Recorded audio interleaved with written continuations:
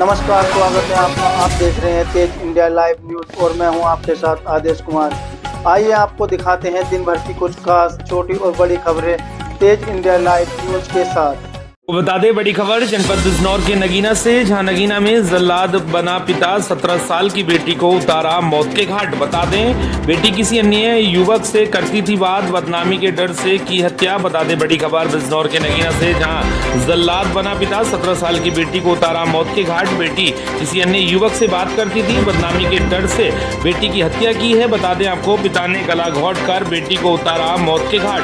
क्षेत्र में फैली सनसनी, पुलिस ने सबको पोस्टमार्टम के लिए भेजा, मुकदमा किया दर्ज। बता दें बिजनौर के नगीना थाना क्षेत्र के गांव बिंझेंडी का पूरा मामला। बिजनौर के नगीना से संवाददाता राकेश कुमार की देखिए खास रिपोर्ट।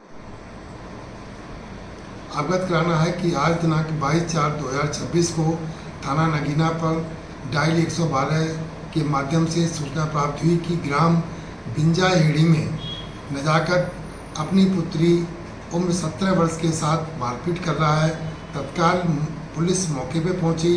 पुलिस ने जाकर देखा तो लड़की मृत अवस्था में थी। प्रथम दृष्टया जानकारी करने पर ज्ञात हुआ कि नजाकत की पुत्री किसी अन्य लड़के से बात करती थी। इस बदनामी और बेइज्जती की वजह से नजाकत ने अपनी पुत्री उम्र 17 वर्ष को गला दबाकर मार दिया है। पुलिस ने सबको कब्जे में लेकर वास्ते पीएम भेजा रहा है। तहरीर प्राप्त कर आवश्यक विधिक कार्रवाई की जा रही है। बता दें खबर उत्तर प्रदेश के जनपद बदायूं से, जहां आंगनबाड़ी द्वारा बच्चों के हक का पोषाहार नियमित रूप से नहीं मिलता, ग्रामीणों ने लगाया आरोप। बता दें मुजरिया थाना क्षेत्र के ग्राम ज्योरा पारवाला के मजरा मौलिया नागला में आंगनबाड़ी केंद्र पर पोषाहार वितरण में अनियमितताओं की शिकायतें सामने आई हैं। बता दें ग्रामीण अमर सिंह द्वारा 11 अप्रैल को जन सुनवाई पोर्टल पर शिकायत दर्ज कराई गई थी, जिसके बाद 22 अप्रैल को उझानी सीडीपीओ शोभा शर्मा मौके पर पहुंची और जांच की। ग्रामीणों ने आरोप लगाया है कि बच्चों को साल में केवल 2 से 3 बार ही पोषाहार दिया जाता है और कई बार पूछने पर बताया जाता है कि ऊपर से पोषाहार आता ही नहीं। वहीं सीडीपीओ ने रजिस्टर्ड की जांच कर ग्रामीणों से बातचीत की और कहा कि मामले की जांच के बाद आवश्यक कार्रवाई की जाएगी। बदायूं से संवाददाता सोमवीर सिंह यादव की देखिए खास रिपोर्ट। क्या नाम है आपका? मनोज। कौन से गाँव से रहने वाले? मोहाली रंगला। अच्छा, क्या समस्या है? समस्या ये पोषाहार हमें मिल नहीं रहा है समय से। अच्छा, जो आंगनबाड़ी से दिया जाता है? हाँ। अच्छा, कितने बच्चे हैं आपके? एक बच्चा है मेरा। अच्छा, जब नहीं दिया जाता है तो आपने मांगा नहीं कभी? मांगा तो फोटो वोटो खींच के ले जाते हैं और मतलब साइन वगैरह कर लेते हैं। हमारे पास मैसेज आता है, राशन नहीं देते हैं। अच्छा, फोटो खींच लेते हैं, राशन नहीं देते हैं? नहीं। अच्छा, इसकी शिकायत की है आपने? शिकायत की है। अच्छा, शिकायत की है। अच्छा, आपने की? हाँ। क्या नाम है? अमर सिंह। अच्छा, हाँ। क्या शिकायत में क्या दिया है? शिकायत में पोषाहार 2 साल से वितरण नहीं हो रहा है। अच्छा, कहाँ से आते हैं ये जो कर्मचारी हैं? ये बदायूं रहती है। अच्छा, फिर क्या कहा शिकायत में? जांच हुई? क्या हुआ उस जांच में? आया उस जांच में आए। कौन आए? एक वहाँ से आई थी, सुपरवाइजर आई थी उजानी से। अच्छा, क्या बताया फिर उन्होंने ये बताया, आई मौके पर जांच करी, लेकिन जांच में जो तथ्य पाए गए तो उसमें कहा कहते वो लिखित रूप में बयान लिए लोगों के और मतलब जो भी है आगे की कार्रवाई उन्होंने कहा करेंगे। अच्छा, आपका क्या कहना है? क्या कहना है? आपका कहना चाह रहे निष्पक्ष जांच होना चाहिए। अच्छा। जी मैम, ग्रामीणों की शिकायत के बाद आज जांच के लिए गांव में पहुंची हैं, क्या स्थिति सामने आ रही है? ये दोनों तरह की स्थिति सामने आ रही है। राशन वितरण करती हैं, कुछ लाभार्थी आए हुए हैं जिन्होंने बताया कि हाँ राशन वितरण हो रहा है। कुछ लाभार्थी ऐसे भी आए हुए हैं कि जिनको जानकारी नहीं है, अगर मान लो वो बच्चे पे रह रहे हैं, बाहर कहीं रह रहे हैं, तो उनको अब एफआरएस के माध्यम से राशन वितरण होगा, तो इसलिए ये जानकारी उनको नहीं थी। तो वो ये कह रहे थे अगर मान लो हमारे यहाँ परिवार में गाँव में कोई भी अगर रह रहा है, उनकी माँ वगैरह है, तो उनको राशन दे दिया जाए। तो मेरे द्वारा उनको जानकारी दी गई कि राशन वितरण अब एफआरएस के माध्यम से ही होगा। अगर उनको लाभार्थी बाहर है तो जब तक उनका फोटो कैप्चर या ई-केवाईसी नहीं होगी तब तक उनको राशन वितरण नहीं किया जाएगा। इसलिए मैंने उनसे कहा कि आप गाँव में उनको बुलाइए, उनकी ई-केवाईसी करवाइए और उनको राशन वितरण जरूर किया जाएगा। जी मैम, ग्रामीणों का यह भी आरोप था कि उनके बच्चों के हक का पोषाहार उन्हें नियमित रूप से वितरण नहीं होता। देखिए, आईजीआरएस पोर्टल पे आपकी शिकायत की गई है श्री अमर सिंह द्वारा, तो तुरंत ही मैं जांच करने के लिए यहाँ केंद्र पर उपस्थित हूँ। मैम अगर जांच में गड़बड़ी पाई जाती है तो संबंधित पर क्या कोई ठोस कार्रवाई की जाएगी? कार्रवाई होगी, सेवाएं समाप्त होंगी अगर वाकई में गड़बड़ी पाई गई तो। धन्यवाद। जो चूंकि एफआरएस के माध्यम से राशन वितरण हो रहा है ऑनलाइन, और ऑनलाइन वो सब अधिकारी देख रहे हैं उसको कि अगर मान लीजिए मेरे केंद्र से राशन प्राप्त हुआ 50 लाभार्थियों का, तो ऑनलाइन 50 लाभार्थियों का राशन वितरण होना चाहिए। अगर नहीं होगा तो कार्रवाई की जाएगी। जी धन्यवाद।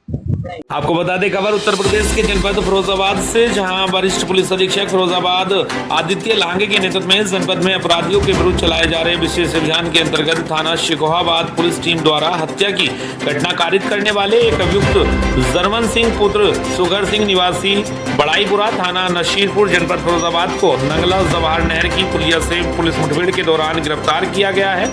अभियुक्त के कब्जे से एक अवैध तमंचा 315 बोर, एक खोखा, एक जिंदा कारतूस 315 घटना में प्रयुक्त एक लोहे का सब्बल सहित गिरफ्तार किया गया है। अभियुक्त उपरोक्त जर्मन के विरुद्ध अग्रिम आवश्यक विधि कार्रवाई की जा रही है। गिरफ्तारी के संबंध में एसपी ग्रामीण द्वारा दी गई मीडिया को जानकारी। देखिए हमारी इस खास रिपोर्ट में फिरोजाबाद से संवाददाता बट्टू अंकुश यादव के साथ। सर आज क्या कार्रवाई हुई?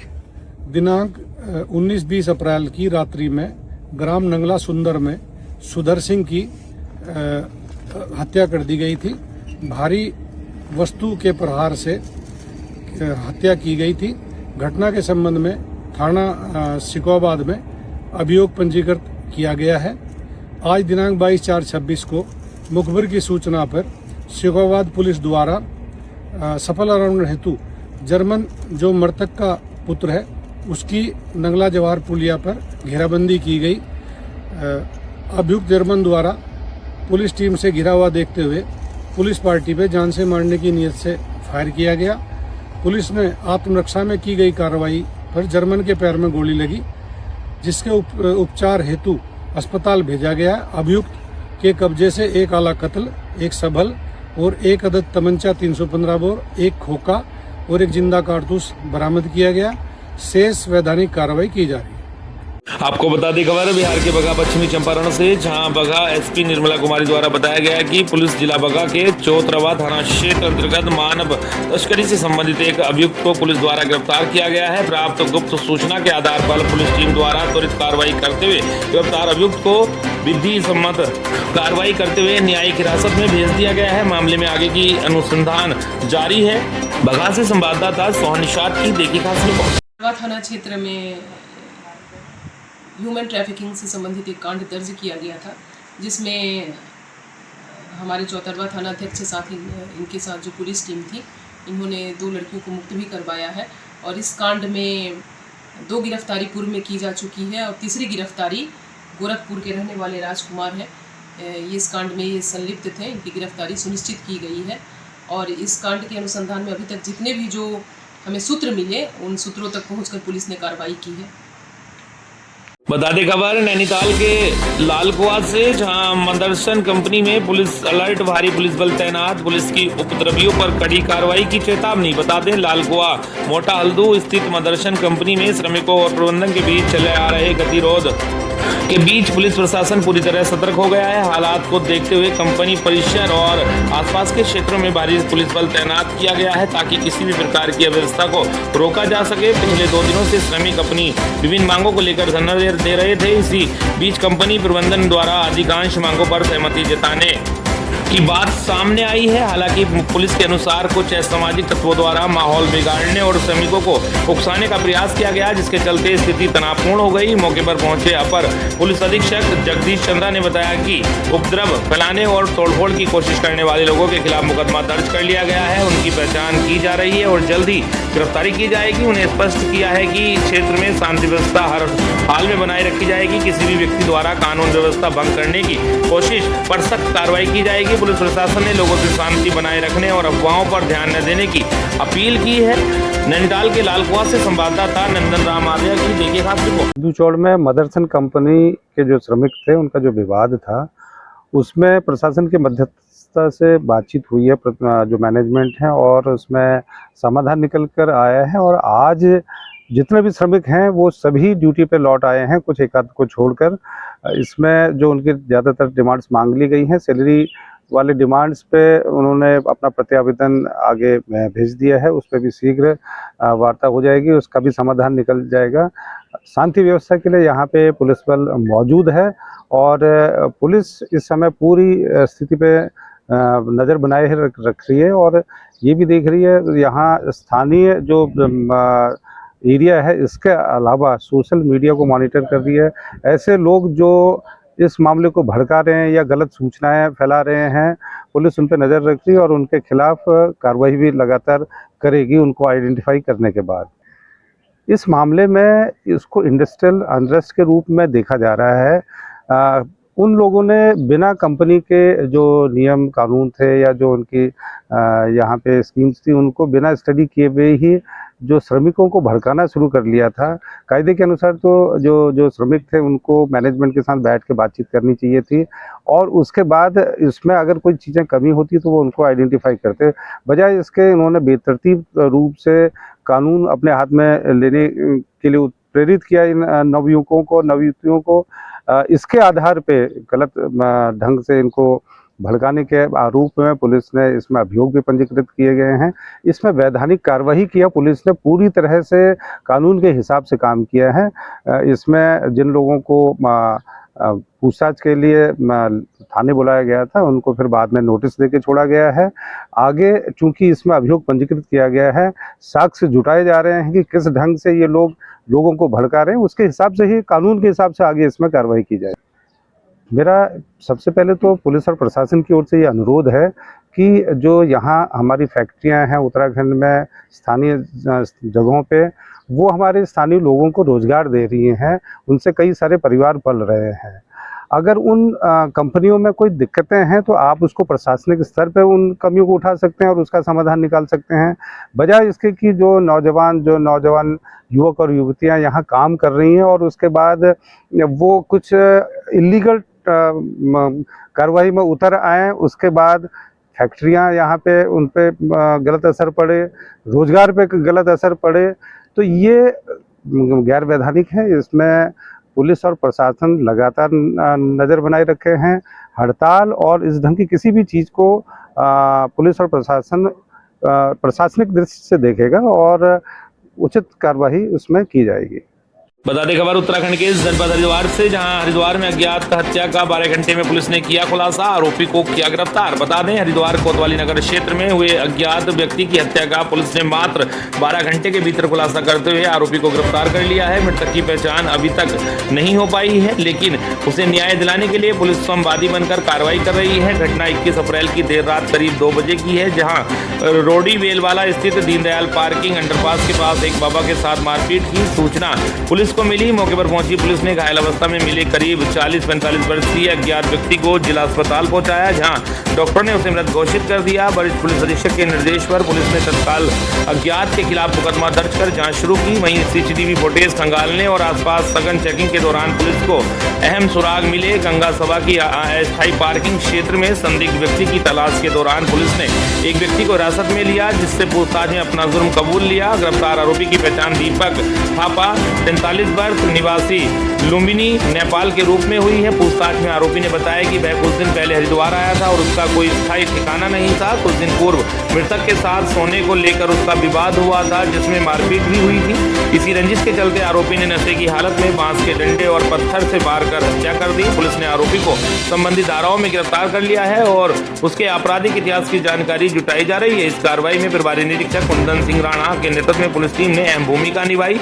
हरिद्वार से संवाददाता राहुल चौहान की देखी खास। आपको बता दें खबर हरिद्वार के सिडकुल से, जहां सिडकुल थाना क्षेत्र में सरेआम सड़क पर हुड़दंग मचाकर आमजन को परेशान करने वाले 2 युवकों को पुलिस ने गिरफ्तार कर लिया। घटना 20 अप्रैल 2026 की है, जब कुछ व्यक्ति रास्ते में जोर शोर से हंगामा और हुड़दंग कर रहे थे, जिससे राहगीरों को भारी दिक्कतों का सामना करना पड़ा। मौके पर मौजूद लोगों ने इसका विरोध किया, जिससे माहौल में तनाव और रोष देखने को मिला। सूचना पर पहुंची सिडकुल पुलिस ने आरोपी को समझाने का प्रयास किया, लेकिन वे नहीं माने। इसके बाद पुलिस ने कार्रवाई करते हुए दोनों को धारा 170 BNSS के तहत गिरफ्तार कर लिया। गिरफ्तार किए गए अभियुक्तों में शुभम 23 वर्ष निवासी रावली महदूद और टीकम सिंह निवासी बिजनौर हाल निवासी रोशनाबाद शामिल है। पुलिस के अनुसार दोनों आरोपियों को आज ही मान्य न्यायालय में पेश किया गया और कार्रवाई उप निरीक्षक इंद्रजीत राणा और हेड कांस्टेबल विनोद चौहान की टीम ने अंजाम दिया है। छिटकुल से संवाददाता अंकुर चौहान की देखी खास दादी खबर राजस्थान के कोटपुतली बहरौड़ से, जहां विभिन्न विद्यालयों में विधिक जागरूकता शिविर आयोजित किया गया है। बता दें आपको, नारेहड़ा